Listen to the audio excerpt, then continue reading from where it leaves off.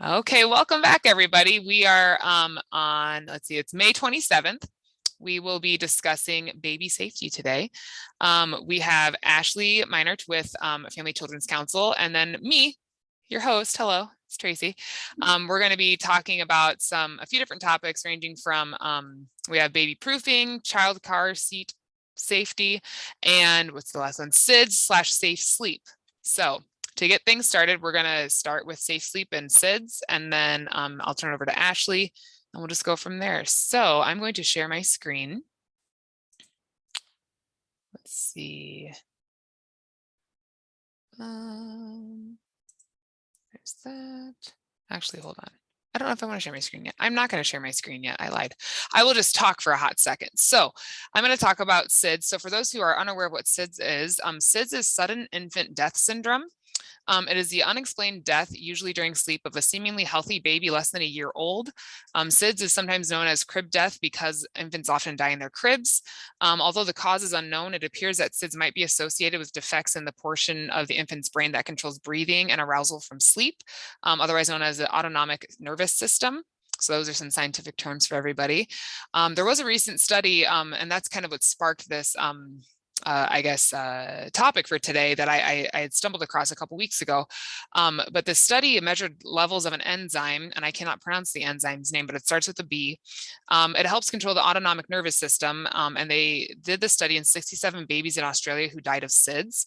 The researchers at the University of Sydney and the Children's Hospital at Westmead found that these levels of this enzyme were significantly lower in babies who died of SIDS than babies who did not. However, findings within the study are considered premature and not conclusive enough to be the actual cause of SIDS. This low enzyme is now being considered a potential biomarker of SIDS by the scientific community, and more research is needed still. But it is like a good indicator, like they're going to be focused in on this enzyme more, and they're going to be doing a bit more in-depth research to kind of continue to find this cause of SIDS.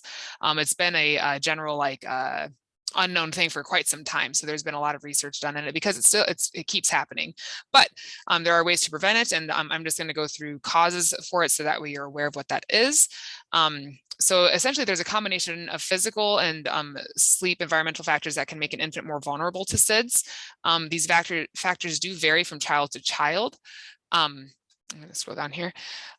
So it could be something within the physical nature of the child's makeup where there'd be like brain defects. Some infants are born with problems that make them more likely to die of SIDS. And many of these babies, the portion of the brain that controls breathing and arousal from sleep hasn't matured enough to work properly.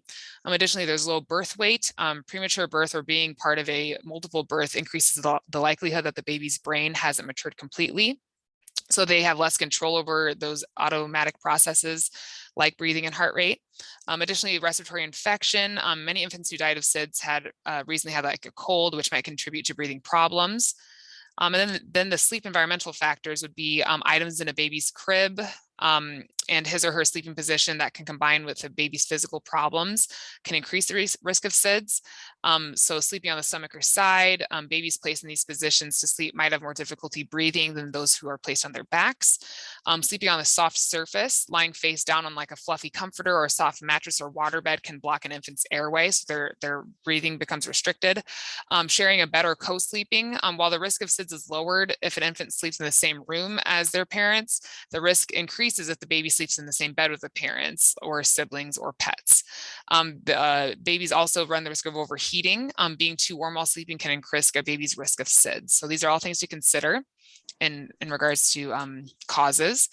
As far as prevention goes, there's no guaranteed way to prevent SIDS, which is actually kind of frightening as a parent, but this is just something that, like I said, they're doing more research on. But you can help your baby to sleep more safely by following a couple different tips. The biggest tip that you'll hear about is back to sleep for babies. So place your baby on their back to sleep rather than on their stomach or side. Every time you or anyone else puts them to sleep for the first year of their life, so that's all the way up until they're 12 months old. This isn't necessary when the baby's awake or able to roll over both ways without help. So once your baby's able to, like I said, roll over without help, it becomes a little bit easier to do these things. And then don't assume that others will place your baby to sleep in the correct position on their back. Make sure you insist on it. Make sure you're advocating for your child. You are the parent or the caregiver. So that's important to note that, just insist on these things in order to keep your baby safe. Also advise, sitters and childcare providers not to use a stomach position to calm an upset baby. Keep the crib as bare as possible. Use a firm mattress and avoid placing your baby on thick, fluffy padding, such as lambskin or a thick quilt. Don't leave pillows, fluffy toys, or stuffed animals in the crib, as these can interfere with breathing if your baby's face presses against them. And with that being said, I know that that's really hard because we see all these pictures in media of these cute, fluffy, ridiculous looking cribs where there's all this cute stuff. And while it looks cute, it's not safe for your baby. The safest thing is just a firm mattress and a tight fitting sheet on that mattress. And you might feel a little weird. I know I did when my daughter was an infant, because you're like, but you just want to surround them with cute, fluffy things because that's what you do. You want to comfort your baby. But really the safest bet is just ensuring it's a firm mattress, tight fitting sheet. And they do make things like sleep wraps these days that you can kind of have your baby swaddled in. However, you don't want to swaddle once they have that ability to roll, because then they could, flip over and like suffocate, and that's a problem too. Don't overheat your baby. To keep your baby warm, try a sleep sack, as I was saying, or other sleep clothing that doesn't require additional covers. Also don't cover your baby's head for obvious reasons. Have your baby sleep in your room with you. Ideally, your baby should sleep in your room with you, but alone in the crib, bassinet, or other structure designed for infant sleep for at least 6 months, and if possible, up to a year. Adult beds are not safe for infants. A baby can become trapped and suffocate between the headboard slats, the space between the mattress and the bed frame, or the space between the mattress and the wall. A baby can also suffocate if a sleeping parent accidentally rolls over and covers the baby's nose and mouth. Breastfeed your baby if possible. Breastfeeding for at least 6 months lowers the risk of SIDS. Don't use baby monitors or other commercial devices that claim to reduce the risk of SIDS. The American Academy of Pediatrics actually discourages the use of these monitors and other devices because of ineffectiveness and safety issues. So these are things kind of like the Owlet. In some instances, they are helpful, but there have also been studies to show that those devices can increase like overall anxiety because you're just like constantly worried. And it's hard. It's a really hard thing. And I know this, I know when I was a very cautious parent, in fact, overly cautious, I would say. It is a hard thing to manage, but the experts here are saying to not use those like heart rate and breathing monitors because they don't necessarily reduce this risk. Offering a pacifier to your infant, sucking on a pacifier without a strap or a string at nap time and bedtime might reduce the risk of SIDS. One caveat though is that if you're breastfeeding, wait to offer the pacifier until your baby is 3 to 4 weeks old and when you settle into a nursing routine. If your baby's not interested in the pacifier, don't force it, just try again another day. If the pacifier falls out of your baby's mouth while they're sleeping, don't pop it back in. And then also immunize your baby, make sure they're getting their updated shots on a regular basis. There's no evidence that routine immunizations increase SIDS risk. Some evidence actually indicates immunizations can help prevent SIDS. Now, with that being said, at this point, I will share my screen. I found a really cool resource recently. It's kind of fun. So this is actually through, okay, can we see that okay, I hope? Okay. This is actually through the U.S. Department of Health and Human Services National Institute of Health. There is a safe to sleep interactive room. So we're going to enter this room. And here this is. It says, welcome, explore this room to see how you can create safe sleep environment for your baby in your home. Please note that this room is intended for illustrative purposes only, and the advice contained within can be adapted to a room of any shape or size. So this is fun. We're going to start over here. Now, the first tip that they have is to reduce the risk of SIDS, do not smoke during pregnancy and do not smoke or allow smoking around baby or in baby's environment. Avoid tobacco, alcohol, and using marijuana or illegal drugs during pregnancy and after the baby is born. Do not put soft objects, toys, crib bumpers, or loose bedding under the baby, over the baby, or in a baby's sleep area, crib, or bassinet. Do not let your baby get too hot during sleep. Dress the baby in sleep clothing, such as a wearable blanket, to ensure warmth without the need for loose blankets in the sleep area, and keep the room at a temperature that is comfortable for you. And that's something to be very cognizant of, is the temperature in your home, especially when the babe is in that infancy stage. Couches and armchairs can be very dangerous for babies, especially if adults fall asleep as they feed, comfort, or bond with the baby while on these surfaces. Parents and other caregivers should avoid this furniture if they may fall asleep, which, fun fact, when you have a little baby and you're exhausted, it's really hard to not fall asleep on these surfaces. But just be aware of that. And if you do happen to fall asleep, just make sure you put that babe right onto that flat surface as soon as you wake up, as that's the safest place for them. And then to reduce the risk of SIDS, follow the guidance from your healthcare provider and your baby's vaccines, and make sure you're going to those regular checkups and well-child visits. Use a firm, flat sleep surface, such as a mattress and a safety-approved crib covered by a fitted sheet with no other bedding or soft items in the sleep area. And you can visit the Consumer Product Safety Commission for more information on crib safety. But this is what it should look like. It's not much, but it's all they need, man. They just need that. And then all of your love, of course. They need your love. Always place the baby on his or her back to sleep for naps and at night to reduce the risk of SIDS. So again, that's on the back until they can roll over and roll back and forth, that is. Avoid products like positioners that go against safe sleep recommendations, especially those that claim to prevent or reduce SIDS risk. And again, do not use heart or breathing monitors to reduce the risk of SIDS.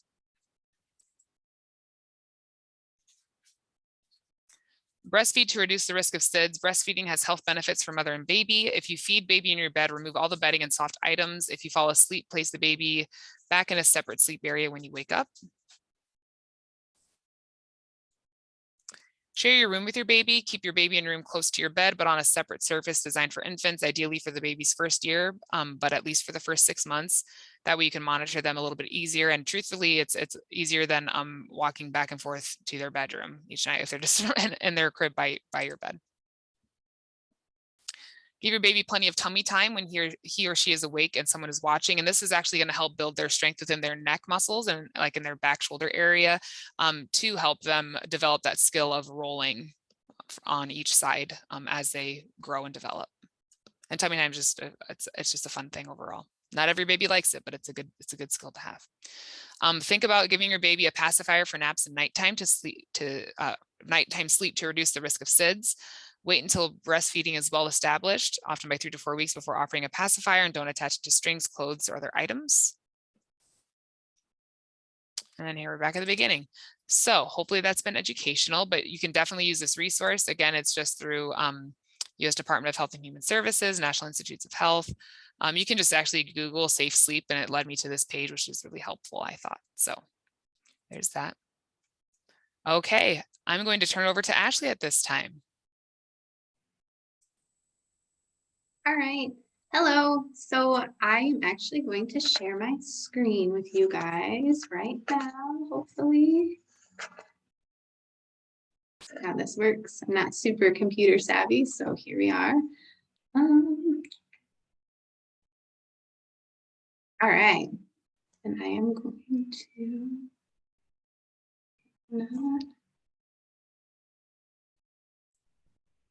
It looks great on our end. If that's okay, consolation. Perfect.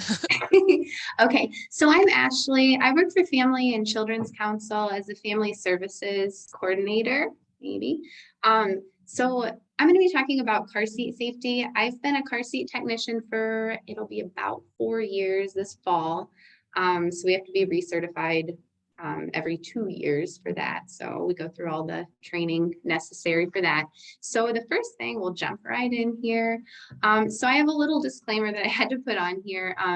So all car seats are so different and all vehicles are so different that it's important that you really take a look at that car seat manual and the vehicle manual when you're installing your car seat, just because, you know, some of them have fancy features that there's always something new coming out and something better.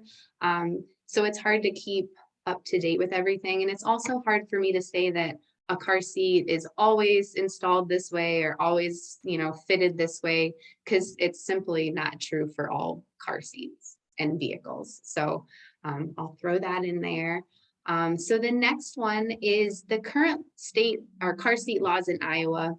A child must be at least 1 year old and weighing more than 20 pounds to be forward facing. So with that being said, a lot of the experts are recommending that you keep your child facing backwards or rear facing in the car as long as the car seat allows based on weight and height. It's really important when a car seat's facing backwards in the car, it helps kind of cradle that child in an accident instead of when they're forward facing, all of the, I guess, force and pressure is on their shoulders and their neck. So it's just safer for the littles to be rear facing as long as they can. A child age 1 up to 6 must be secured in a restraint. A car seat, booster seat, not just the seat belt. And then a child age 6 up to 11 must be secured in a child restraint or by a seat belt. And then rear seat occupants have to, up to the age of 18, must be secured by a safety belt. And then also, they recommend that kiddos under 13 ride in the back seat of the car away from the airbag still, even if they're in the seat belt. And that's just a recommendation too for that. So moving on to rear facing only car seats. Generally, these start between 4 and 5 pounds, depending on the seat. There's a couple on the market that actually are okay for 3-pound kiddos. So, I mean, I don't know that there's many kiddos that are leaving or going around that are 3 pounds, but so most of them start either at 4 or 5 pounds. Some go up to 25 pounds, some go up to 35 pounds. So it just depends on the car seat that you have. These infant carriers, they have the handles. You can pop the seat out of the base and just take the whole seat with you when you're shopping or leaving the car. And then, like I said, they often have a base. Not all of them have to have a base to use them. You can still use them without the base for most car seats. All right. So the convertible car seat, this is also appropriate for little kiddos. A lot of them start at 5 pounds and then go up to 40 pounds or 65 pounds. I mean, all of them are so different too, again. They can be used rear facing or forward facing. So these are kind of handy if you're worried that the child will outgrow the infant carrier a little bit quicker than they would this car seat. It does not come with a base. So you have to actually kind of leave it in the car. I mean, you could take it out and carry the child in the seat, but that wouldn't be very handy probably. So, and then, all right. So rear facing harness location. So when they're facing backwards in the vehicle, when they're sitting with their back against the car seat, the harness straps should be coming out at or slightly below the child's shoulders. And it's kind of hard to tell in the picture here, but the harness straps behind her are coming out a little bit below her shoulders. So that's right where you want those to be. The straps shouldn't be twisted. If they're twisted, that could be a weak point in an accident. So you want to make sure those straps are nice and straight and flat.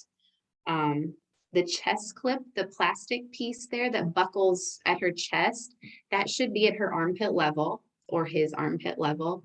You don't want to get it too low because the child could actually come out of the seat in an accident. So you want to make sure that that's on the bony part of their chest. As far as tightness of the harness, so we call it the pinch test. I don't know, I mean, for lack of better terms. So basically in the picture here, you can see on the left here, the person that's pinching the fabric is able to pinch a little bit. So in that instance, you'd want to tighten up the straps a little bit more. On the right, she's not able to pinch the straps at all. So that's plenty tight. I mean, you don't want to get the child in there too tight that it's uncomfortable, but you do want to make sure that they're plenty tight that they'll hold that child in place when there's an accident. So anything additional that you add to the car seat. So this little picture, this baby, the baby looks so cozy and cute and comfy in what I'm guessing was added to the car seat because it's not like, doesn't match the same fabric really or anything. So manufacturers do not recommend that families add any additional items to the car seats, whether it's the shoulder little padding, something like in the picture where it goes around their head. The reason being is that The item was not crash tested with the car seat, so they can't guarantee how it will react in an accident. So you'd hate for those shoulder strap little padding things to, make the baby loosen the car seat or something would break. So if it came with the car seat, then it was crash tested, good to go, but we don't recommend that you add anything to the seat. And that kind of goes along too with the vehicle seats. Some of them you can put like a rubber mat under the car seats.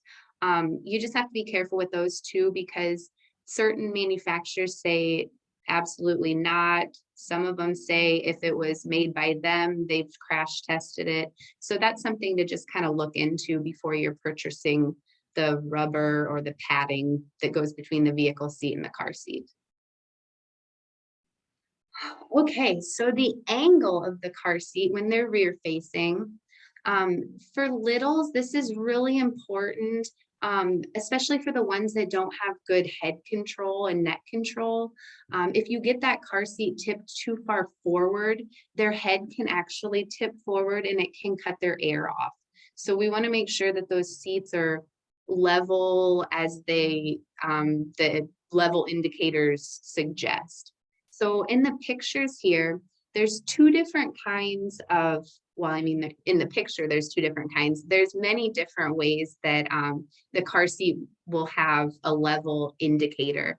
So the one on the left, it's actually the line is stamped right into the plastic. And on this particular seat, it's on both sides. So that's kind of helpful depending on where you're putting it in the car. The one on the right, it actually has a little ball or a bubble that kind of rolls back and forth, and it'll tell you if it's in like the blue area, then you're good to go.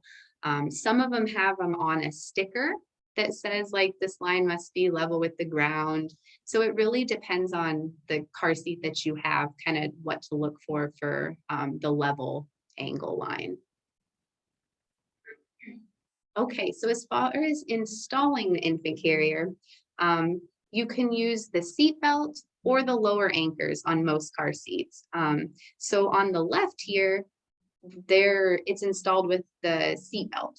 So normally on the car seat and on the base or vice versa, they will have, it's called a belt path that they want you to put that seat belt through. You can find it also in the car seat manual. But you want to make sure that you're putting it through the right slots and not having it like go over somewhere it's not supposed to go, because this is where it's reinforced for the seatbelt to actually go through. So when you put the seatbelt through where it's supposed to go, you'll hook it and then you tighten it up as much as you can. So the next step, and in the next slide, I'll show a video of this too. You want to pull out all the extra seatbelt that you can and let it go back in, and it should lock as it's going back in. So I'll show you that in a minute. Another way that most car seats allow you to connect them, and this can all be dependent on the vehicle that you have also. Some of the little bit older vehicles do not have the lower anchor hook points. So that wouldn't be an option for certain vehicles. And sometimes they're in certain locations in the vehicle only. So that's something to kind of, you can check your vehicle manual, you can check your car seat manual, just to make sure that, both are kind of agreeing. Another thing is, oh geez, I just lost my train of thought. So normally there's only a couple car seats on the market that allow you to install using both of these ways of putting in the vehicle seat with both the seat belt and the lower anchors. So that's really important to make sure that you're really reading that car seat manual. If it says you can do both, great. If it's, but like I said, most of them are one or the other, because in an accident, they can actually work against each other. So just kind of be aware of that as well. All right, so this next one, hopefully it will work. This is how you lock, a video of how you lock the seatbelt, and I got it off YouTube, and there's the source down there if you guys are interested.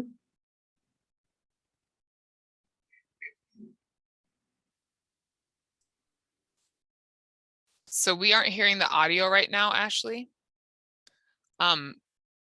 Can you close out of share screen really quick? And then do you know how to enable audio on a Zoom, or do you need some help really quick? No, if you can help me. Yeah, so I'll walk you through it. So you're gonna click the little arrow next to share screen. There's like a caret arrow up. Or I'm sorry, you're gonna click share screen. I totally lied. Click share screen. And then you should see a couple of your windows popped up here. Pick the window that you're going to share. And then there's a little tiny thing in the bottom left corner that says share sound. You're going to check that box. And then that should be all you need to do. Then you just click share. Let's see if we can get this to go now. When you and I ride around, perfect. It's okay that our seatbelt is loose while we're driving and then just locks when you slam on the brakes. But that doesn't work for the car seat, in that the car seat is loose like this. If your vehicle seat was loose and wobbly like this, you wouldn't ride around in it, nor should your baby. There's a special locking feature built into most seatbelts here in the United States since 1996 that's specifically for holding your child's car seat secure. The way to engage the locking feature is as simple as taking the shoulder belt and slowly pulling it to the very end. Once you get it to the end, let it back in. Do you hear that ratcheting? That click, click, click noise is telling you that it's getting tighter. Another way to know that you're in the right mode is if you give a gentle pull towards you, you'll feel that there's no slack coming back. That's the locking feature you're going to need to keep your baby's car seat tight.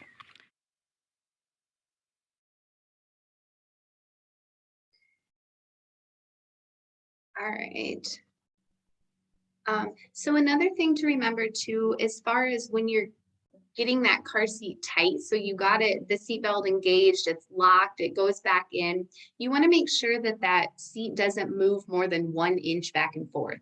So if you grab where the seatbelt goes through the car seat and you wiggle it there, it shouldn't move around more than 1 inch. If you grab up above where baby's head would be, higher up, it will move around, and that's okay. So you just want to mainly do it right where the belt path goes through. All right. All right. So installing a car seat without the base. So there's several different kinds of car seats that can go rear facing and forward facing, like I had talked about previously. So the one on the left is a convertible seat where it can go forward or rear facing. And there's 2 slots for the seat belt to go through, depending on if it is forward facing or if it is rear facing. On this sticker, it'll tell you which belt path for which direction that the car seat is facing. And if it doesn't, it'll tell you in the car seat manual as well. The other picture of the little fellow with the water bottle, this is without the base. Most car seats with the carriers that have the base can also be installed without the base. So this particular seat, and a lot of them out there, have little little hooks that kind of positions the seat belt to go through. One thing to watch with this is this seat belt, the way it's connected, it has the shoulder and the lap belt going through the little positioning area.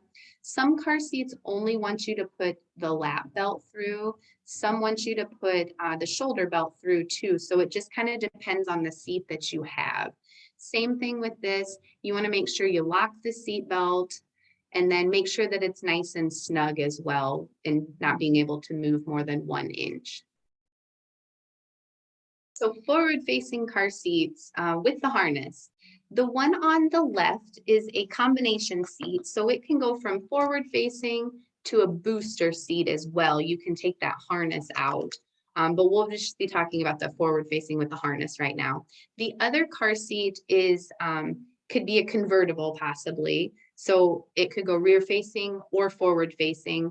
There's also seats that can go from rear facing all the way up to the booster seat mode too. So there's, several different types, and some last for 10 years. So So as far as forward-facing car seats with a harness, the harness should come out at or slightly above the child's shoulders. So this is a little different. When it was rear-facing, it was at or slightly below. So this, it's at or slightly above. And when you look at the picture here, you want to make sure that you have it in the notch, I guess, for lack of better words, that's closest to their shoulder. So if it's not right at their shoulder, you don't want to get it up all the way to like above his ear there in that position, but have it the one closest to his shoulder.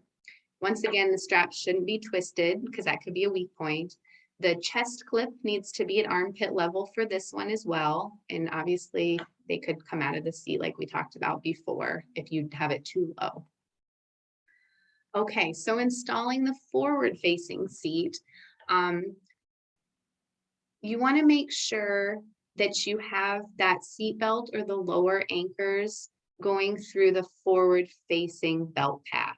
So on this particular seat here, it would be the one, there's two different openings there. It would be the one on the left. So that would be the closest to the back of the vehicle seat that you would put that through.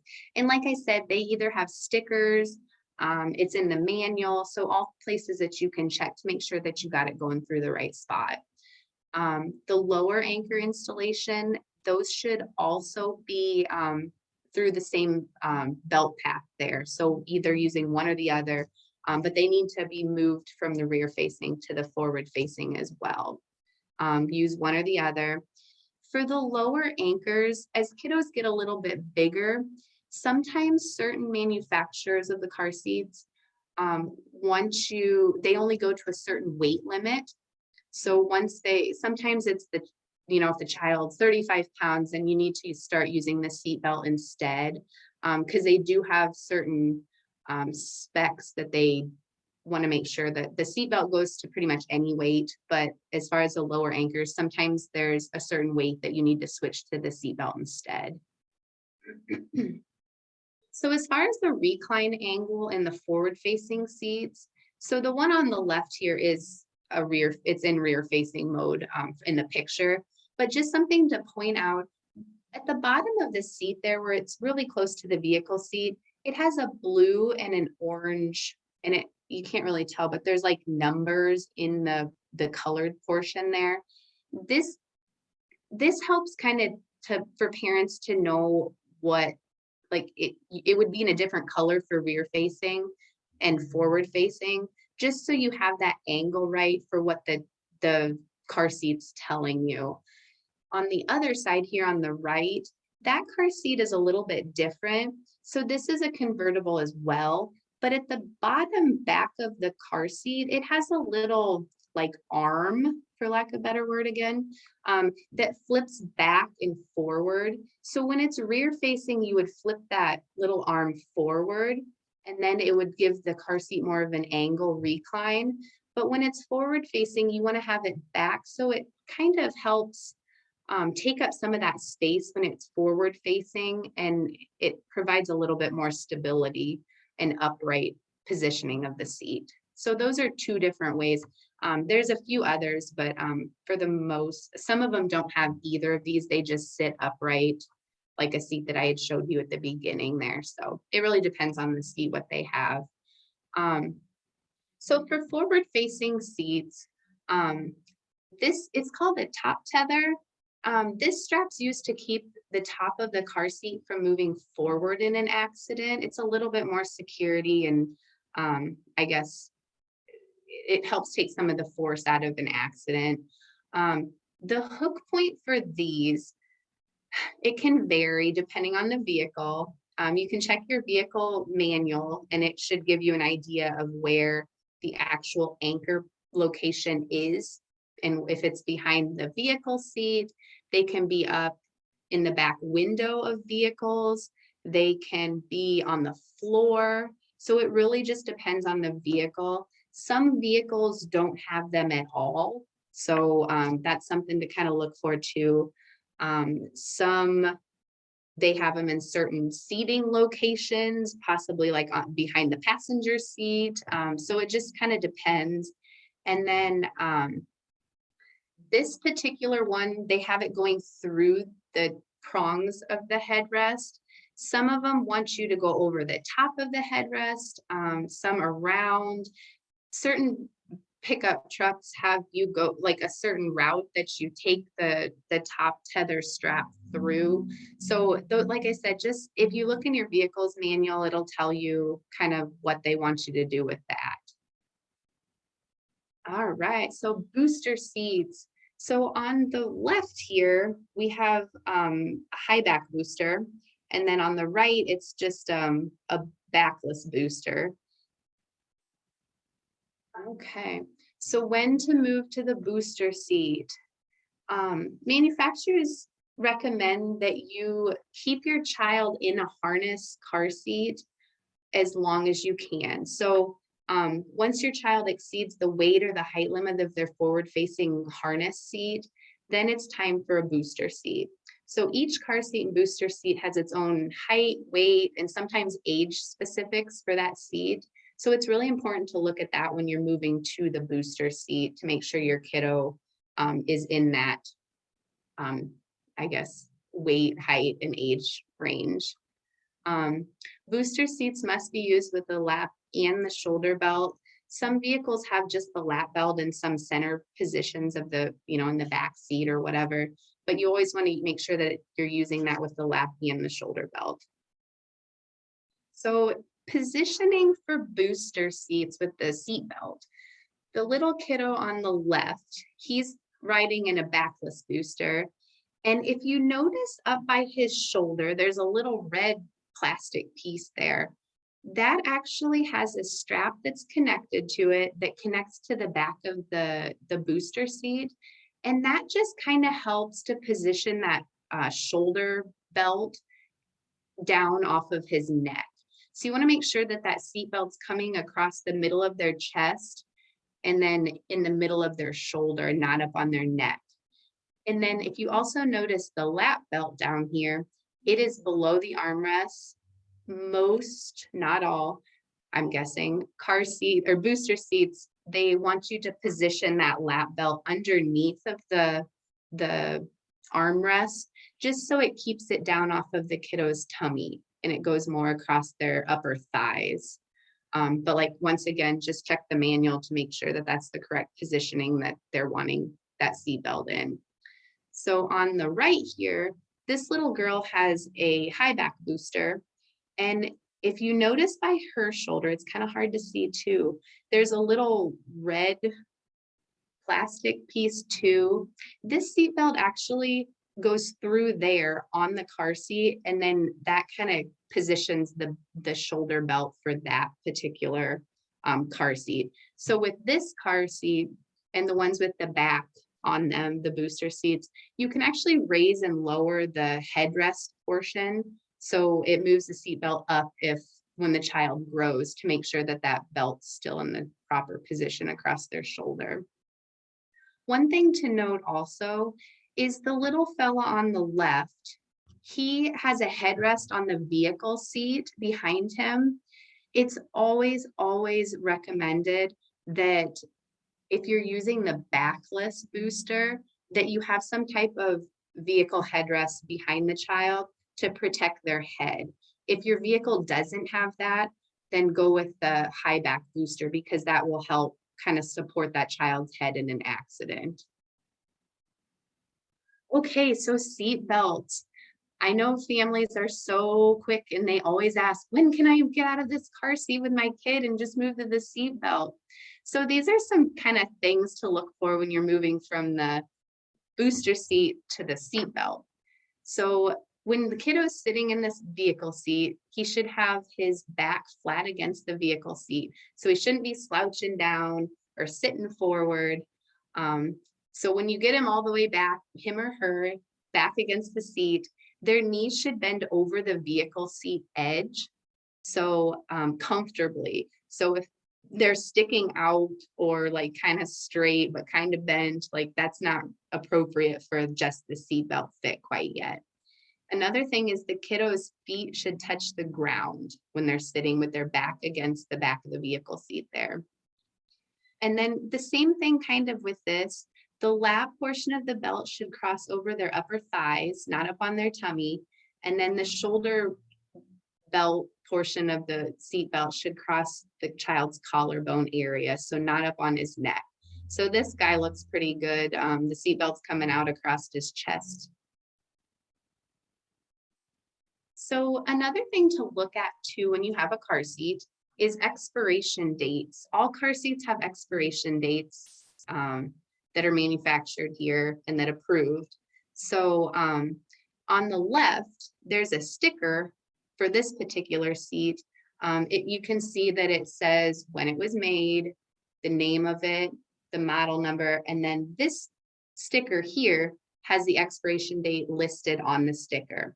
Some car seats, like the one on the right here, it'll have a sticker that says it'll have the manufacturer, date, the number, the name of the seat, but it might not necessarily have the expiration date on the sticker.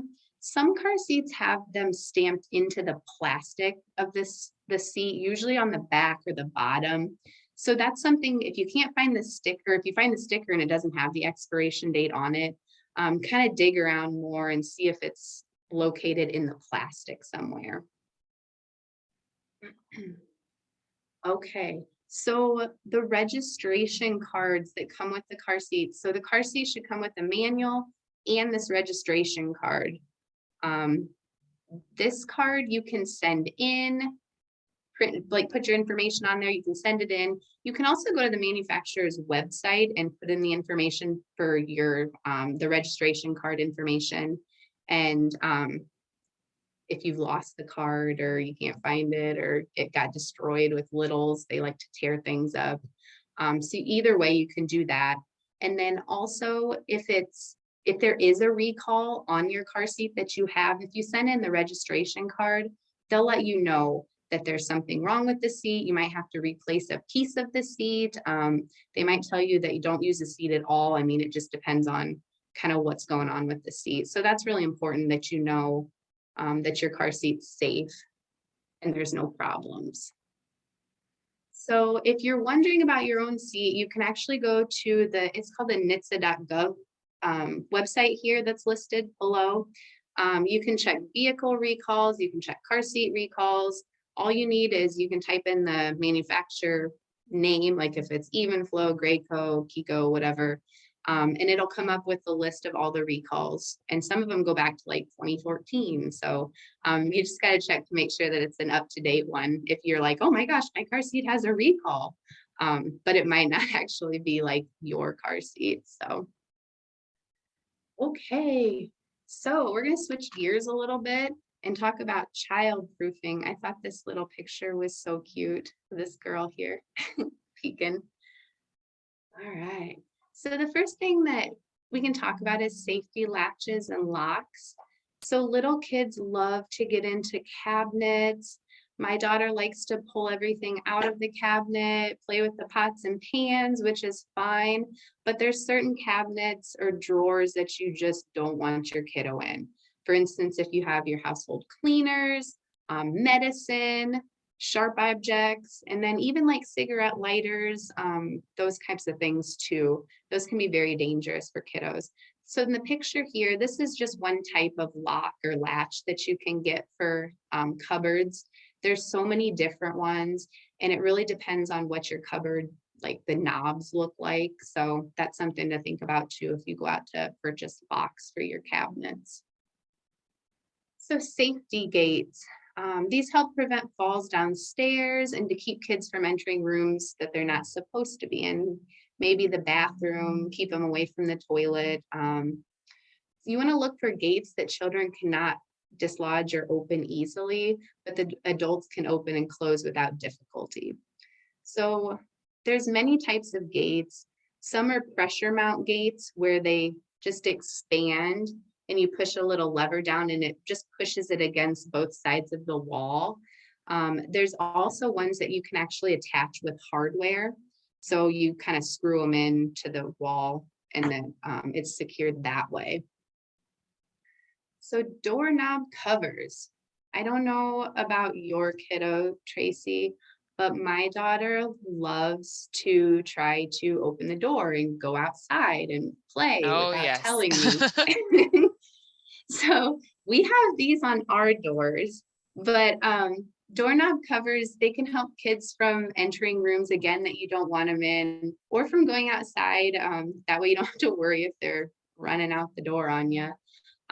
You just want to make sure that the doorknob covers are sturdy and that you can open them quickly as an adult in case of an emergency. So this knob here, or doorknob cover here, it actually turns if kiddos try to play with it, like the position his hand's in right now. But there's a little, the hole on the side allows adults to be able to turn the knob easily. So bath safety. My daughter loves to take baths and play and splash and get kind of rowdy sometimes. So there's a few things that you can do in the bathtub as well to make sure your kiddo's safe. You want to make sure that your water heater is set to 120 degrees Fahrenheit to prevent burns. So you don't want it any hotter than 120 degrees Fahrenheit. Because my daughter likes to turn the knobs and get the cold water and the hot water. But if you have it set at that, they're less likely to get burned. The little hippo here with the water coming out of his nose, I thought was pretty funny. I've not seen this one before.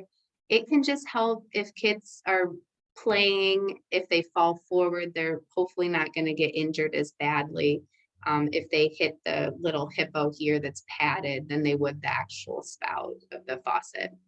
And then also bath mats. They just help prevent slips and falls in the bathtub or the shower. They're great for adults as well. Most of them have little suction cups that you can push down onto the bathtub floor, and it keeps it from sliding around so much too. So outlet covers, these can help prevent children from electrical shock because kids are so curious. They want to poke things in places they shouldn't be poking them into, like outlet covers or outlets, for instance. You want to make sure that the outlet covers fit snugly and that they can't be removed by a child. And then also you want to make sure that they're large enough that if a kiddo does get that outlet cover off and pop it in their mouth, that they're not going to choke on the actual cover. So anchoring furniture. I know kiddos can get pretty rowdy and playful and bouncing around. It's important that you anchor furniture, TVs, and ranges that can tip over and really they can crush young kiddos. Deaths and injuries occur when they climb onto the tables or pull on the TV, if they fall forward. Some kiddos like to pull the drawers out in their dressers and climb on the drawers to get something on top of the dresser, and the dresser can tip over on them. So those are all just really important that you're anchoring them to the floor or the wall. So finally, window cord coverings. So this little device, I guess, in the picture, the little round thing there, the mini blind cord, as you pull them, they get longer, obviously, when the mini blind is opened. And that cord can get so long that kiddos can reach them, they can pull them, they can wrap them around, they can be basically a strangulation hazard for kiddos. So it's important that we keep those tied up. They can also be entangled in the loops. So I know Tracy was talking about kind of cribs. You also want to make sure that you don't have your crib too close to like drapes on the window or even a cord like this, because little kiddos they're very adventurous and try to reach for things that they maybe shouldn't be reaching for. So that is all I have. If you guys have questions for me, I'd be happy to check out, your car seat. If we can set up a time, just give me a call or you can email me there. We can set up a time. I can look at your car seat. I can look at your car seat in the vehicle. If you're needing help getting a car seat or items, I can kind of help navigate through that with you too. So you can definitely reach out to me for that stuff. pass it back to you, Tracy. Awesome. Thank you so much, Ashley. That's super informative. It is interesting how much goes into the safety of our littles in the world, you know, like there's a lot to consider. So it's awesome to have like your support in the community, because I think the best thing we can offer children and families is your services and being able to connect to you, because all this is very confusing, I feel, for like most people, and that's why it's nice to have experts in the community that we can refer them to help them out with that. So that's super awesome. Thank you so much. And like I said, everything's so different that sometimes it's like you have to navigate through it together. Right, exactly. Working together for sure. Awesome. Is there any questions? Julie, did you have any questions or additional points you wanted to add for today? No. Okay. I think she was clear, so thank you. Yes. I thought it was super helpful. So I'm going to stop recording right now.